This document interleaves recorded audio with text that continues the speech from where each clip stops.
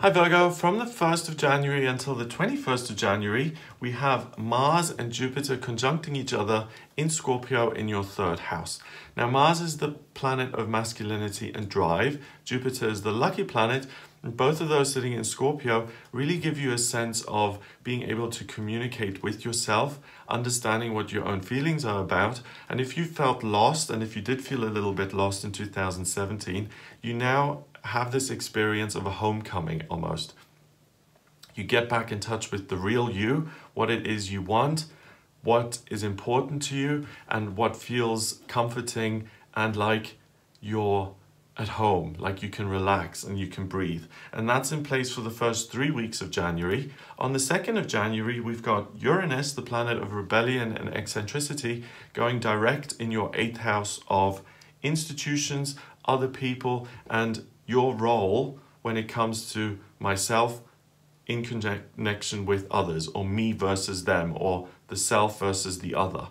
And Uranus going direct gives you a lot of energy to take on things that usually you would shy away from. So, oh, I can't apply for a visa, it's too much work, I won't do it. You won't feel that. You'll feel like, I can do this like that, I'll be able to handle it. You'll be able to make lateral moves in terms of your work. If you're dissatisfied with the institution you're in or the employer you're with, you'll find it very easy to think outside of the box, think for yourself, and to make changes. We also have the full moon in Cancer happening on the 2nd of January. And I've made a separate video on this, have a look at it. This is a very kind of personal, private full moon because it really, again, connects you with yourself. And because you, out of all of the signs, have Mars and Jupiter sitting in that third house of communication, you're really going to enjoy that insular bubble and that feeling of, I know what I'm about, I'm being guided, I'm being given information about myself and how I can make my life more nurturing and loving, and where I can have a daily experience that feels more gentle and positive. It's in your 11th house of hopes and dreams being realized. So really take some time here at the beginning of the year, the 1st and 2nd of January, to meditate, to kind of take in what's being shown to you via your intuition, via your meditations, your insights, because it's really going to help cleanse and detox all of the negative stuff from the previous year, and it's going to make you feel much more comfortable within yourself, and it's going to show you what's really important. You've got a lot of energy in your 5th house of romance and romantic relationships in Capricorn. You've got Pluto, the transformation planet, the Sun, which is your identity, the transiting midheaven, which is about work, Venus, the planet of love and beauty, Black Moon Lilith, and Saturn, all sitting in Capricorn in that 5th house. So what's important to you here at the beginning of the month is working on your romantic relationships, connecting with other people, having fun, and really taking responsibility for making something happen there. On the 11th of January, Mercury, your ruler, the communication planet, also goes into Capricorn in that 5th house, and it joins all the other planets. So you're going to be thinking about relationships. Really look at what insights you get on the 1st and 2nd when that full moon is in place, because it really will give you an insight into what makes you feel at home. So do you need to work on the relationship with yourself and feeling more comfortable within your own skin? Or are you ready to work on finding a relationship with another human being, dating and making an effort there? Or if you're in a relationship already, you will focus on, how can I make an effort to make this relationship more meaningful and personal and intimate, and how we can connect more positively. So that's what you get 10 out of 10 for here in January, really, Virgo, is your ability to focus on your personal relationships and to work to make them better.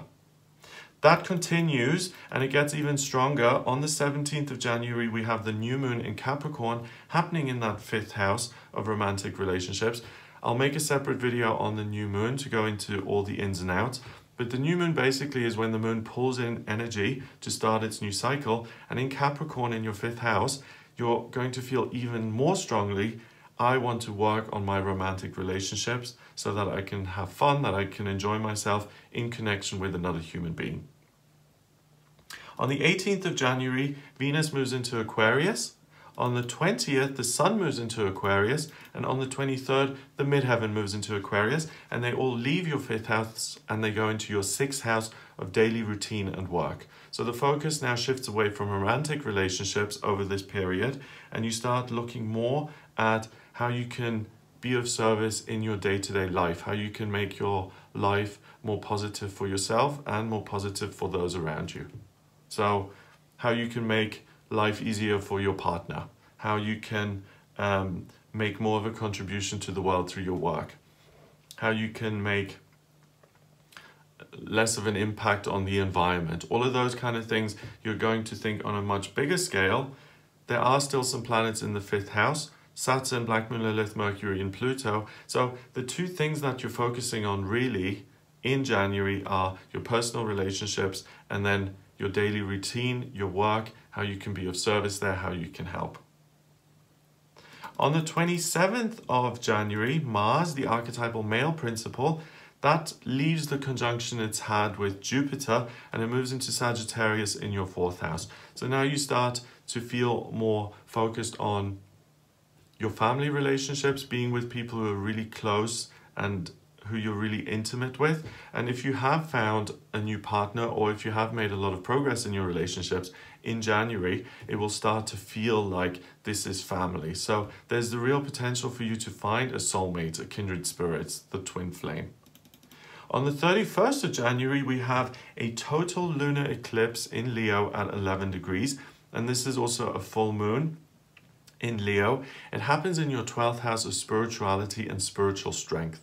And it happens on the North Node, so it's pulling in this Leo energy, and because it's interrupted via the eclipse, it lasts for 6 months. So you have fire, Leo, this lion energy in your 12th house, which really allows you to feel strong within yourself for the first 6 months of the year and to handle things which at other times may have seemed overwhelming. So you will feel incredibly strong and like you can make the changes in your life that you want, that you can have fun again, that you can enjoy life. And it's also a blue moon because we've got 2 full moons here in the month, and there's an element of magic associated with that anyway. So you have this magical, fiery, positive, optimistic energy for the first 6 months of 2018, which are really going to serve you in the areas of your romantic relationships and in terms of your daily routine, your work, and even your physical health. So that's what I got for you in January. If you'd like a private reading with me, please get in touch via my website. It's gregoryscott.com. Click on the readings tab to order your reading. Please remember to subscribe to this channel, and I'll speak to you next month.